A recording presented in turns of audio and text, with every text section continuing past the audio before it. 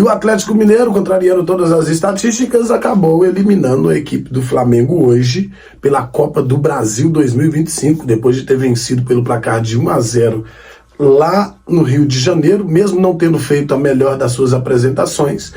Acabou perdendo sob os seus domínios, mas avançou nas cobranças de pênaltis, tendo mais uma vez como herói o goleiro Everson, que vem se destacando bastante aí ao longo das competições, já se destacou na Copa Sul-Americana, vem se destacando no Campeonato Brasileiro e hoje, mais uma vez, destacando na classificação do Atlético, defendendo pênaltis e fazendo o seu, convertendo a sua cobrança mais uma vez. Vem escrevendo história com a camisa do Atlético, o goleiro Everson, um ótimo goleiro que já passou por momentos de dificuldade muito grande, né, sendo achincalhado pelo próprio torcedor atleticano, falando coisas a respeito do goleiro.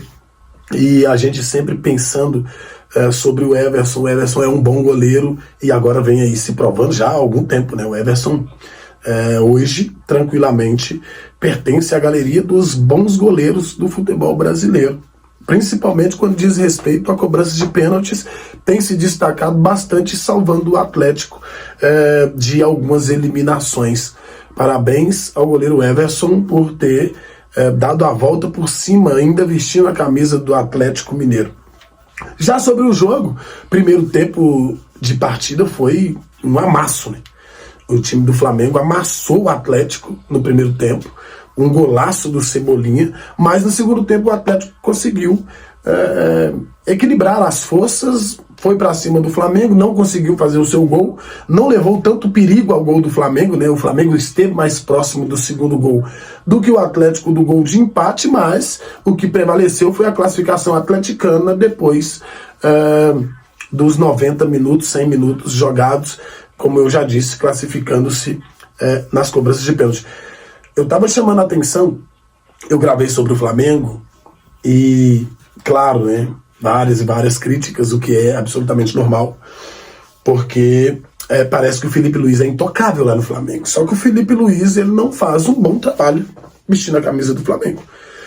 Ah, mas ele quando... Não, é verdade, quando ele pegou o Flamengo lá atrás, pegou um time ajustado, os jogadores ainda entendiam o Felipe Luiz, tinha acabado de parar de jogar, se tornou treinador da equipe, ainda tinha aquele namoro, né? Ainda tinha aquele amorzinho entre os jogadores e o agora, então, treinador Felipe Luiz. Mas o tempo foi passando e a coisa foi desgastando lá dentro do Flamengo.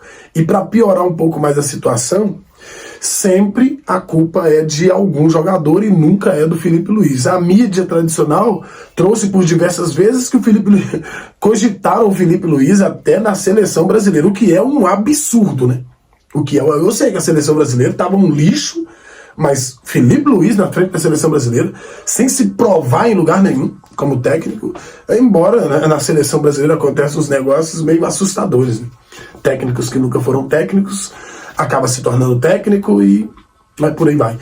E o Felipe Luiz, com o elenco que tem, é o que ele próprio diz, né? Se esse time não produzir, podem me culpar. Mas é óbvio, vai culpar quem?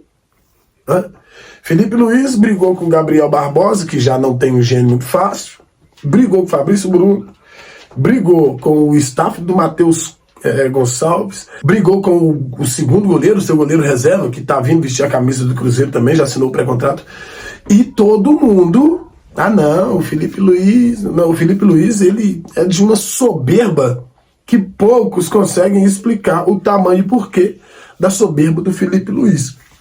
Ele já tinha dito, né, que a Copa do Brasil não era prioridade do Flamengo, que o Flamengo tinha como escala Libertadores e Campeonato Brasileiro, mas isso nunca vai servir de muleta justificativa, de maneira nenhuma, para a eliminação do Flamengo diante do Atlético. Era nítido, durante o jogo, e eu assisti o jogo, era nítido ver a diferença técnica dos jogadores do Flamengo e dos jogadores do Atlético. Só que o Flamengo não tem um padrão de jogo, o Flamengo não tem um esquema de jogo. Então, o culpado disso é o técnico Felipe Luiz. Contrário do Atlético, que vem melhorando de forma gradativa, já é um time mais organizado do que era há poucas partidas atrás. principalmente antes de os salários serem quitados, e agora não vem fazendo grandes apresentações, mas vem se consolidando aos poucos ali e fazendo partidas equilibradas. Né? Partidas equilibradas são suficientes para poder, por exemplo, eliminar uma equipe tão poderosa tecnicamente como é a do Flamengo, por causa muito em função da desorganização tática da equipe flamenguista. O mérito é 100% do Atlético. Independente do momento, independente da situação, se você for pegar nas cobranças de pênaltis iniciais, os 4 primeiros pênaltis, tanto os 2 do Atlético quanto os 2 do Flamengo, foram cobranças assim, de muito nível. Do lado do Flamengo abriu a contagem o Arrascaeta, e do lado do Atlético o Hulk. Do lado do Flamengo, na segunda batida, foi nada mais, nada menos que o Jorginho. Do lado do Atlético, Gustavo Scarpa. Os 4 converteram. E agora a gente estava dando uma olhada nas redes sociais, já estou vendo gente colocando a culpa no Felipe Luiz por ter permitido que um garoto, né, o Ian, corresse para a cobrança e chutasse lá na nuvem. Né? Mas é um garoto, tem personalidade, é um menino que tem um futuro brilhante e não vai ser uma cobrança de pênalti perdida que vai acabar com a carreira do jogador, muito pelo contrário. Eu acho que é um jogador importante, que vai crescer muito na carreira, e ele é o menor. É o menor dos problemas do Flamengo. O problema do Flamengo hoje se chama Felipe Luiz, e que muita gente se abdica de ver. Se fosse qualquer um outro técnico no lugar do Felipe Luiz, já tinha caído do Flamengo há muito tempo.